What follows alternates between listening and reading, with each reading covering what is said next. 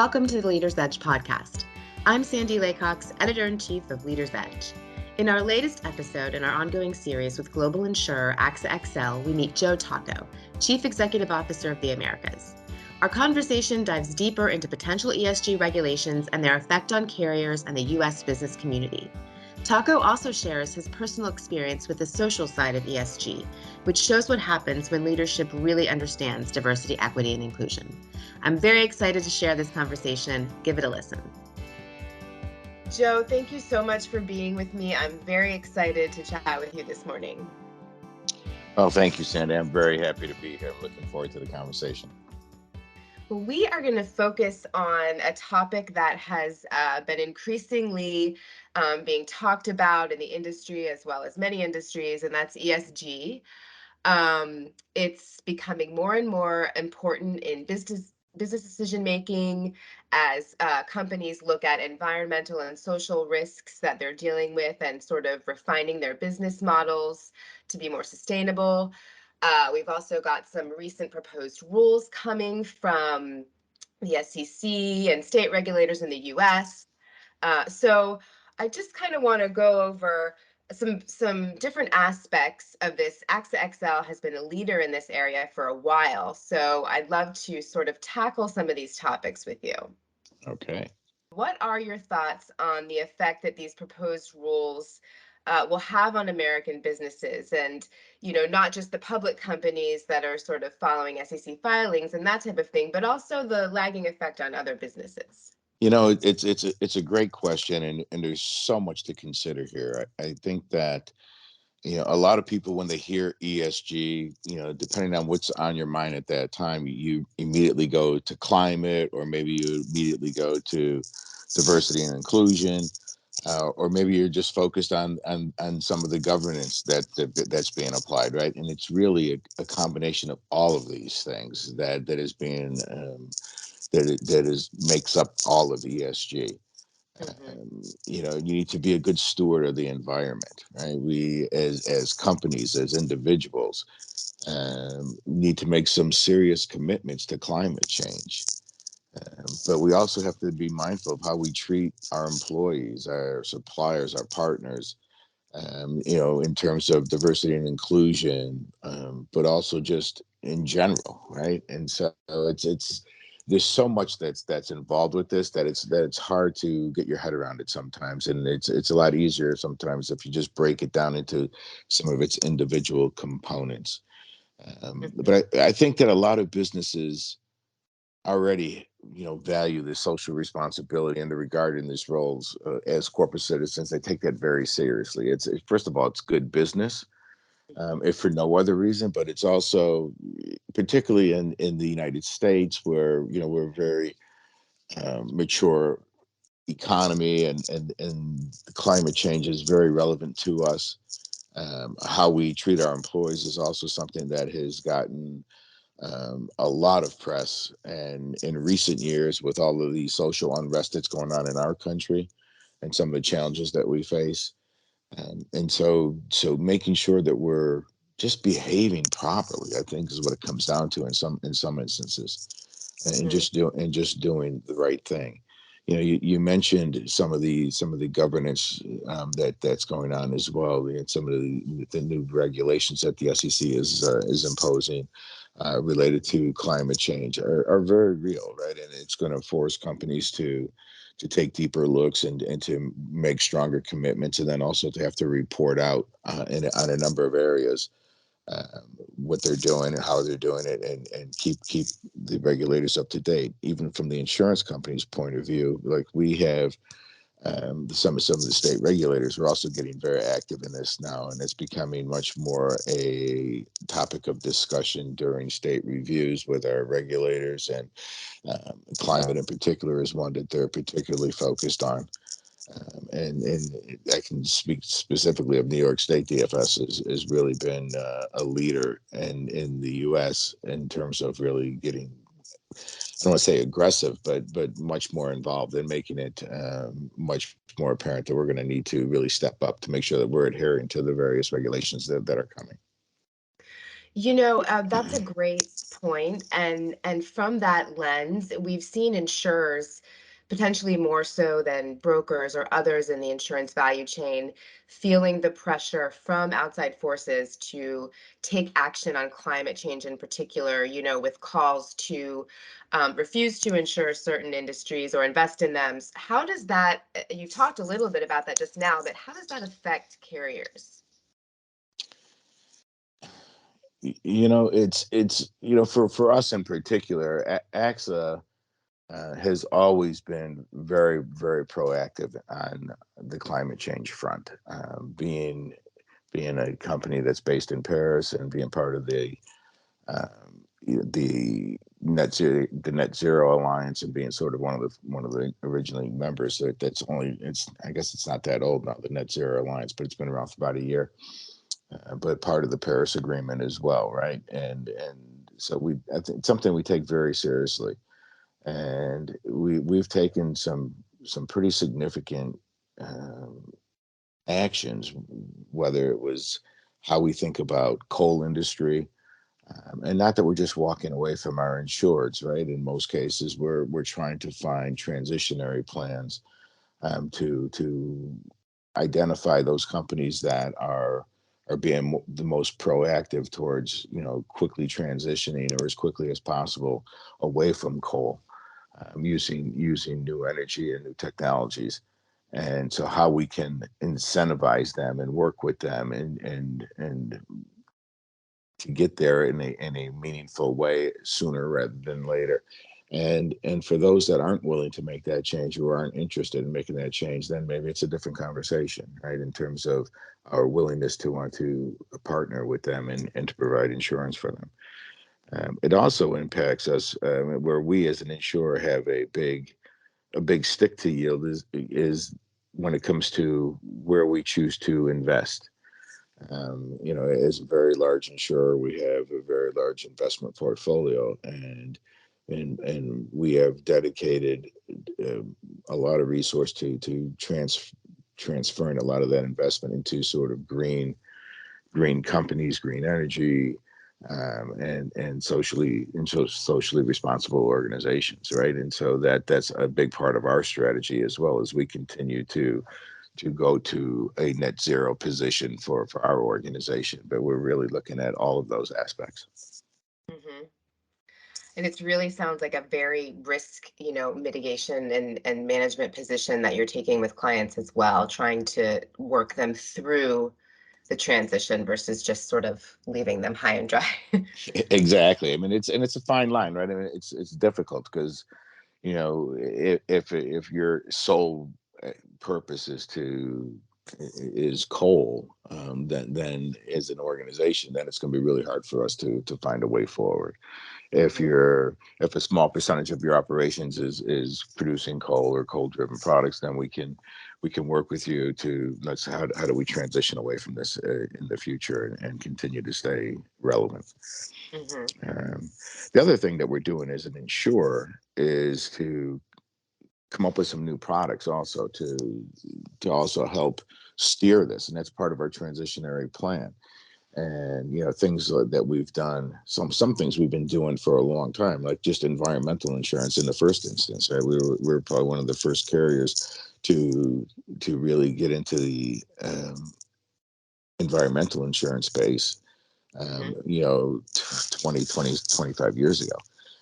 So we were sort of on the cutting edge there. So that's just a simple solution that we had provided a while back. We've stayed updated with that, and recently have issued some new endorsements, where kind of this build back better concept that we have of, you have any sort of physical damage to any of your locations, that the endorsement would then provide coverage to upgrade or repair that facility, or equipment, or whatever the case is, with a green solution, and Oh, that's wow. paid for in the policy. So that's that's it's called our green building coverage on the environmental team. But we also have that in other of our property lines as well. Um, yeah, Yeah, we and hear about sort of the challenge in construction and property where, you know rebuilding for sustainability is much more expensive, right, than just putting back what was before. So that sounds like a much needed product. Yeah, so that's it's one that's getting some traction. Another thing that we've done with our construction team is they've partnered with some of the very large builders, and gotten done a lot of research around this mass timber product that the builders were wanting to experiment with, and so historically, as a from a construction standpoint and from a property standpoint, building with wood was not necessarily a good thing, right? Because it's very highly combustible. But this mass timbers are the way that they're manufactured, is considered to be pretty safe. And we've done a lot of testing alongside the producers of this product, along with the construction industry, and we're now at a point where we're willing to provide coverage for the mass timber. So it's really it was really a state of the art sort of solution, and it gets away from some of the more um, probably less green products that are out there. Let's talk a little bit more about sustainability and the governance aspect of ESG. Should insurers have a role in helping businesses build, their own systems and processes that are sustainable from, not just environmental, but, economic or a digital perspective? And then if so, how do brokers fit into that? For us, I think we're really taking a leadership position here at AXA. We need to walk the walk, not just talk the talk, so to speak. And we we have a very comprehensive policy, like I said, on our position on investment and responsible investment. Um, we also have adopted a responsible procurement process. This includes sustainability clause incorporated into some contracts with our vendors globally. We're very committed to learning more about climate change. In fact, we have a pretty intense training module that's several hours long, that goes into very deep and basic, sort of from very basic to very deep understanding of climate, of what we can do about it, what kind of actions we can take, what we should be doing now, and what our goals are going to be coming out of this on the back end. And this is something that all of our employees are being asked to take, and we're trying to get to 100% of our employees having taken this class. And it's actually some training that we're willing to share with our clients and brokers, and we can make it available to them online. And it's I got to tell you, it's pretty, myself, I was always a little skeptical about the training. What's this going to tell me? It was very informative.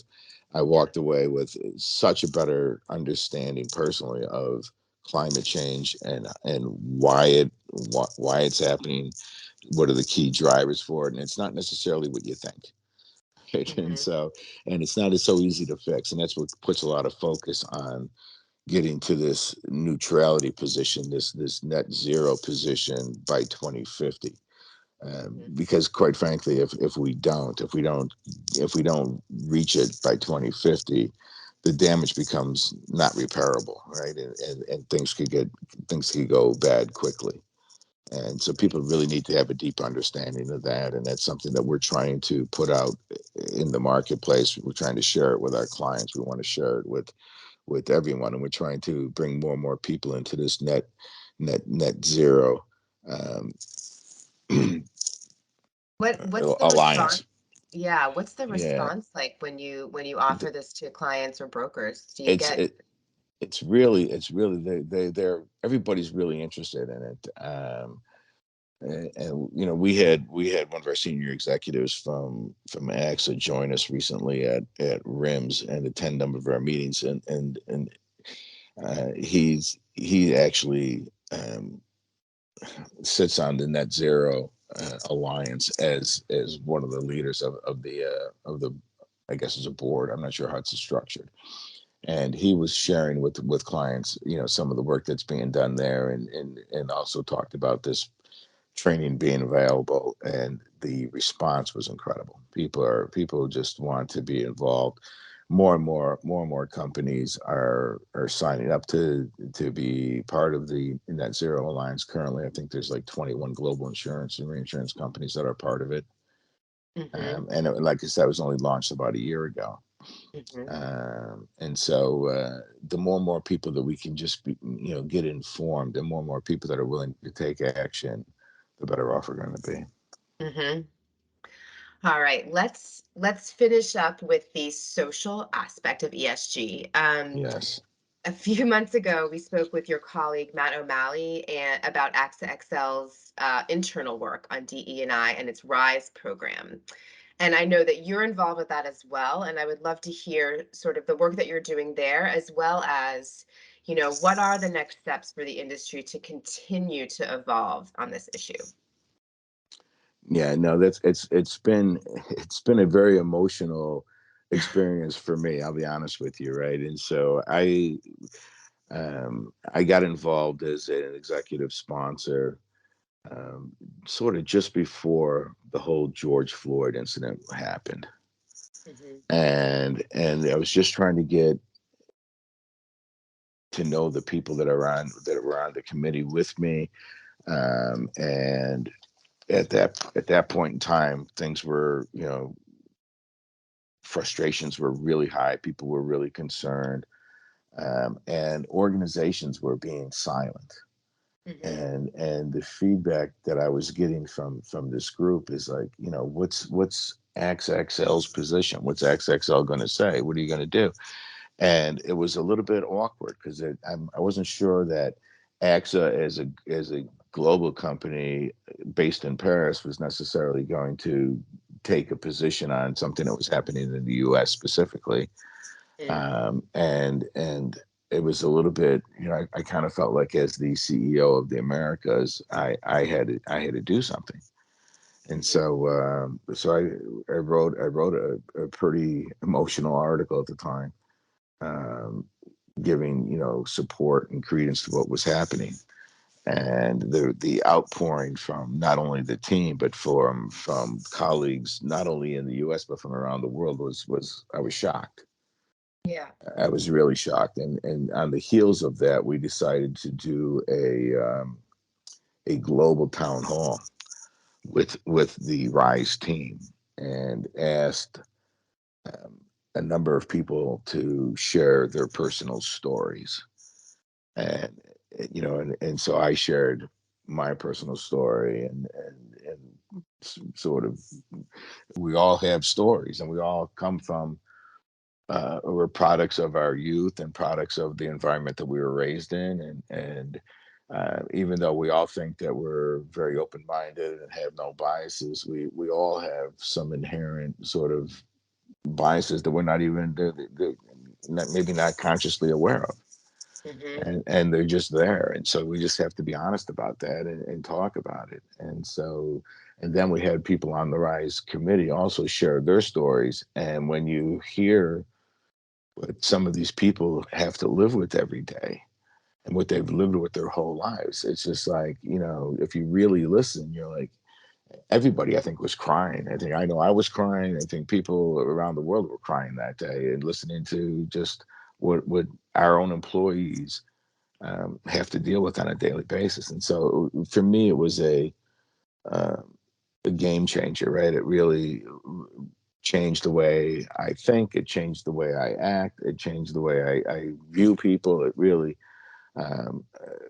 moved me in a way that I didn't anticipate. And as a result, we've continued to embrace these changes. We have these BRG groups. I think there's 5 of them now, 4 or 5 of them.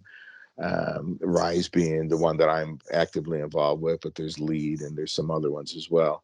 Lead is about diversity for women in particular, but it goes beyond that. And then we have the LGBTQ plus group, and a few others, and one on inclusivity in particular. So each of these groups are global in nature, and they have local chapters, and they all have executive sponsorship from the leadership team, Hmm. and they meet They meet periodically. Some of them are more active than others, and this is work that these people do in addition to their day jobs, and they're it's all volunteer basis. And we had a report out yesterday from one of the groups, the lead group at one of our LT calls, and they they view it as it's not like this is a part-time thing, that they have two full-time jobs now, because they do so much work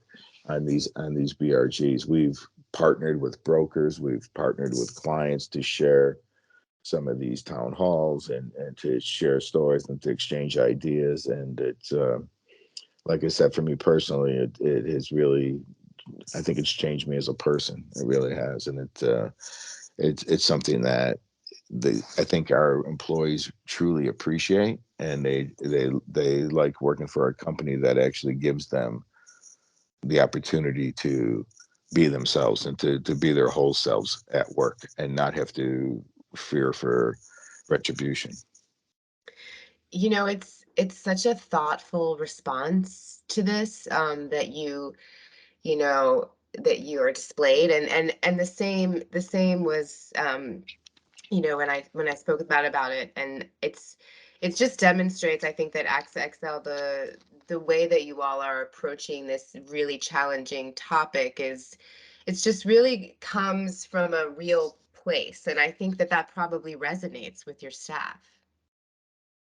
Yeah, I mean, like I said, the feedback that we've gotten over the last couple of years is has really been amazing. And as we're sitting here talking about it now, I feel like there's more we need to do, right? And we don't. Because when I think about it, I think back to when things were really heated. Hmm. We were very, very active. And then, when things lighten up, like everything else, it becomes more secondary. It's not at top of mind. Hmm.